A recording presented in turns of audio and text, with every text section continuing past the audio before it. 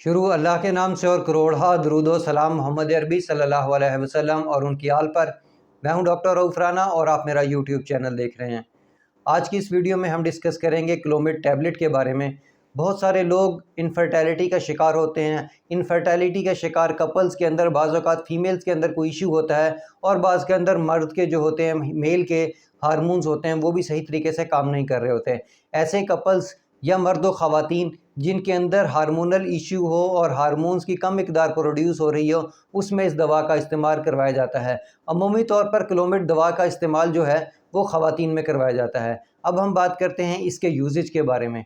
जैसा कि मैंने पहले बताया कि ये इनफर्टिलिटी में इस्तेमाल होती है। जैसे ही इस दवा का इस्तेमाल किया जाता है, खाया जाता है, तो दिमाग को एक मैसेज मिलता है, जिसको फॉल्स मैसेज भी कह सकते हैं, कि जिस्म के अंदर जो FSH हार्मोन्स है उसकी जो क्वांटिटी है वो कम हो चुकी है, या LH जो एंजाइम है उसकी क्वांटिटी कम प्रोड्यूस हुई है। तो नतीजे के तौर पर दिमाग मैसेज कन्वे करता है, जिसकी वजह से इन एंजाइम की जो प्रोडक्शन है जिस्म के अंदर वो ज़्यादा हो जाती है।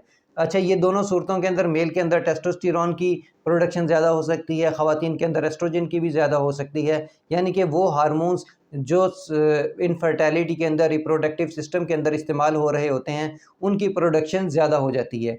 जैसे ही इन एंजाइम की प्रोडक्शन ज़्यादा होती है तो ख़वातीन के अंदर जो ओवरीज़ हैं उनके जो एग प्रोडक्शन है वो ज़्यादा हो सकती है, अच्छी क्वालिटी की हो सकती है। अच्छी क्वालिटी के एग जो हैं वो निकल सकते हैं, या जो एग्स की जो बाज़ औक़ात ऐसा होता है कि एक की जगह 2 एग्स भी प्रोड्यूस हो सकते हैं।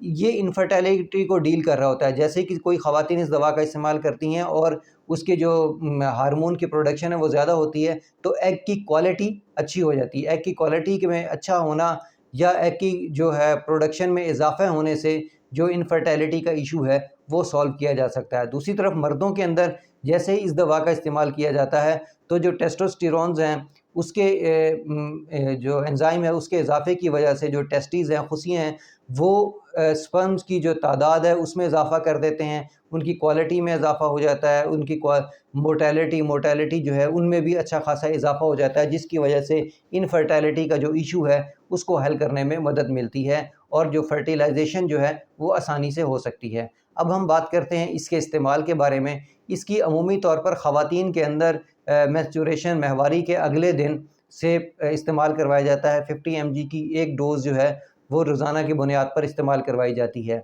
लेकिन अगर डॉक्टर ये महसूस कर रहा हो कि जो एंजाइम है वो खातिर ख्वाह इजाफा नहीं हो रहा, तब इसकी जो डोज़ है उसमें इजाफा किया जा सकता है। लेकिन इसके जो डोज़ में इजाफा सिर्फ़ और सिर्फ डॉक्टर की हिदायत के मुताबिक ही करना चाहिए।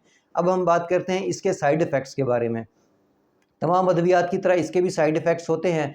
इसके अमूमन साइड इफ़ेक्ट्स जो हैं वो मैदे पर ज़ाहिर होते हैं, जिसमें मैदे में दर्द हो सकता है, मतली की कैफ़ियत हो सकती है, अफारा हो सकता है, में क्रम्स पड़ सकते हैं। ये इसके मैदे पर ज़ाहिर होने वाले असरात हैं। स्किन पर ये स्किन रैशेस प्रोड्यूस कर सकता है, स्किन के ऊपर रेडनेस हो सकती है, स्किन के ऊपर जलन हो सकती है। कुछ लोगों को धुंधला नज़र आने की भी शिकायत महसूस हुई है। बाज़ ख़वातीन जो इसका इस्तेमाल कर रही होती है, क्योंकि इससे हार्मोनल जो है इम्बैलेंस हो जाता है, इसकी वजह से उनके जो वज़न है उसमें भी इजाफा हो सकता है। ये तमाम इसके साइड इफ़ेक्ट्स हैं। अब हम बात करते हैं किन अद्वियात के साथ इसको इस्तेमाल नहीं करना चाहिए। इसका इस्तेमाल कुछ दवाइयों के साथ कंट्राइंडिकेटेड है, जैसे कि मैदे की अद्वियात, एंटासिड वगैरह के साथ। लेकिन बेहतर ये है कि जब आप इस दवा का इस्तेमाल कर रहे हैं तो अपने डॉक्टर या अपने फार्मासिस्ट से ज़रूर रब्ता करें। मुझे उम्मीद है कि मेरी ये मालूमात आपके लिए फ़ायदेमंद होगी। अल्लाह आपको और आपके तमाम अहले खाना को सेहत वाली ज़िंदगी अता करे। अल्लाह हाफ़िज़।